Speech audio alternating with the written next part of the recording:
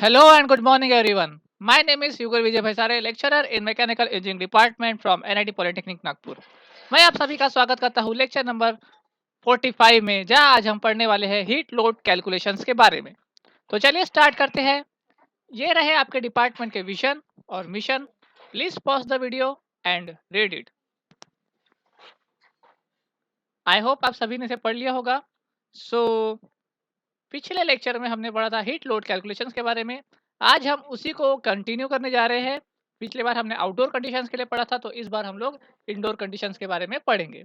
Okay, और ये रहे आपके program outcomes. So cooling load calculations for the indoor condition. Indoor conditions के लिए देखिए, हम लोगों ने घर के अंदर में कहाँ कहाँ से हीट आ सकती है, हम सबसे पहले वो देख लेते हैं। ठीक है, तो वो देख लेते हैं हम लोग। सबसे पहले देखो, सोलर रेडिएशन से आएगा। आपके घर के अंदर ग्लासेस लगे होंगे, तो ग्लासेस से क्या होगा, सोलर रेडिएशन आएगा। कंडक्शन से भी हीट आ सकती है। आपका घर का दरवाजा खुला है, छोटी छोटी क्रैक्स है, तो भी इनफिल्ट्रेशन हो सकता है। आपके घर में लाइटिंग रखी है, तो लाइटिंग से भी क्या होगा, हीट आएगी। कुछ इक्विपमेंट्स रखे हैं, कंप्यूटर वगैरह, ठीक है, तो उससे भी आपकी हीट जनरेट होगी। और आप खुद ऑक्यूपेंट, आपको क्या बोला जाए, ऑक्यूपेंट बोला जाता है, तो उससे भी क्या होगी, हीट जनरेट होगी। तो सबसे पहले हम देखते हैं ग्लास। तो ग्लास आप लोग जो यूज कर रहे हो, उससे भी कुछ हीट जनरेट होती है। वो डिपेंड करता है कि आप कितने थिकनेस का यूज कर रहे हो, ज्यादा बड़ा यूज कर रहे हैं, छोटा यूज कर रहे हैं, बारीक यूज कर रहे हैं। ठीक है, तो उससे क्या होगा, उतनी कैपेसिटी में हीट, जो सोलर रेडिएशन है वो क्या होगा, अंदर की तरफ आएगा। आजकल देख रहे हैं ज्यादातर लोग क्या कर रहे हैं, वॉल की जगह पे क्या लगा रहे हैं, ग्लासेस लगा रहे हैं। ठीक है, लेकिन ग्लासेस की भी क्वालिटी होती है, उसका एरिया होता है। जितना बड़ा एरिया और जितनी ज्यादा थिकनेस के आप लोग ग्लास लगाओगे, उतना आपके लिए बेटर है, उतना सोलर की रेडिएशन कम आएगी। ठीक है, वॉल्स आपके, और वॉल से, उससे भी क्या होगा, हीट जनरेट होगी। ठीक है, मतलब वॉल के ऊपर कुछ कंडक्टिव हीट गेन पड़ रही है, जैसे कि यहाँ पे देखो, वॉल के ऊपर कुछ हीट गेन पड़ रही है, तो उसकी वजह से क्या होगा, कंडक्शन के थ्रू क्या होगा, आपके घर में हीट आएगी। ठीक है, और नेक्स्ट है रूफ। छत से भी आपके घर पे हीट आ सकती है, क्योंकि पूरा का पूरा सोलर रेडिएशन उसके ऊपर पड़ेगा। ठीक है, तो आप लोगों ने तीनों को भी ध्यान में रख लिया। सबसे पहले ग्लास, ग्लास के बाद में वॉल, और वॉल के बाद में रूफ। ठीक है, तो देखते हैं अभी हम लोग हीट सोर्स एज इंडोर में। फोर्थ नंबर पे है हमारा वेंटिलेशन। ठीक है, सो वेंटिलेशन आखिर होता क्या है। सो मान लीजिए जैसे कि आप लोग एक ऑडिटोरियम में है, एक हॉल में है, जहाँ पे 30 लोगों की कैपेसिटी, कितने लोगों की, 30 लोगों की कैपेसिटी है। और वहां पे 50 लोग आ गए। कितने लोग आ गए, 50 लोग आ गए। अब आप लोगों ने तो वहां पे जो एयर छोड़ी है, उसमें क्या रहेगा, ऑक्सीजन रहेगा, लोगों को ऑक्सीजन चाहिए। ठीक है, और 30 लोगों के लिए आप ऑक्सीजन वहां पे भेज रहे हैं, सप्लाई कर रहे हैं, लेकिन लोग क्या छोड़ रहे हैं, वहां पे कार्बन डाइऑक्साइड छोड़ रहे हैं, है ना। आप सभी लोग क्या करेंगे, कार्बन डाइऑक्साइड छोड़ते हैं और ऑक्सीजन लेते हैं। तो वहां पे क्या होगा, एक सफोकेशन क्रिएट होगा। सफोकेशन क्रिएट होगा, लोगों को क्या होगा, वहां पे बराबर से बराबर वहां पे महसूस नहीं होगा। ठीक है, इसीलिए प्रॉपर वेंटिलेशन भी वहां पे होना जरूरी होता है। ठीक है, ताकि जो amount of carbon dioxide release हो रहा है, उसको क्या करें, हम बाहर फेंक दें। जितना भी अगर कार्बन डाइऑक्साइड अगर निकल रहा है, हम उसको बाहर फेंक दें, तो 30 के जगह फिर 50 लोग भी आए, तो हम लोग आराम से उसको मैनेज कर सकते हैं। ठीक है, मैंने कहा कर सकते हैं।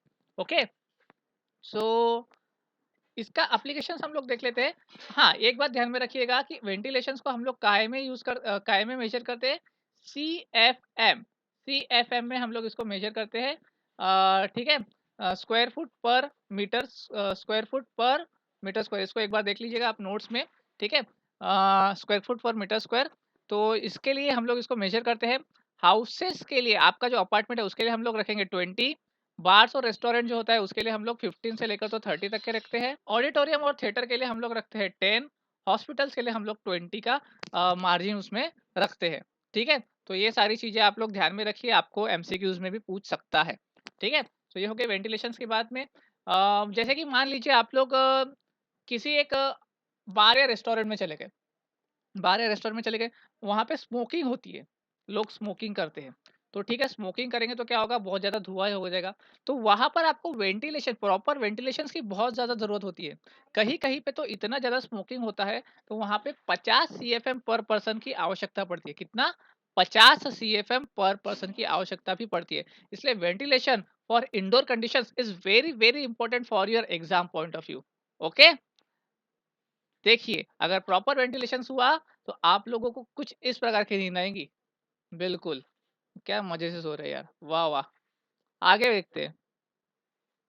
हीट सोर्सेस इंडोर में हम लोग लास्ट एक देखते हैं ऑक्यूपेंट लोड, मतलब आपसे जो हीट निकल रही है, आप खुद वहां पे कितने लोग अवेलेबल है, उससे भी हीट निकलेगी। तो कौन सी हीट निकलेगी, मैंने आपको बताया था पहले भी।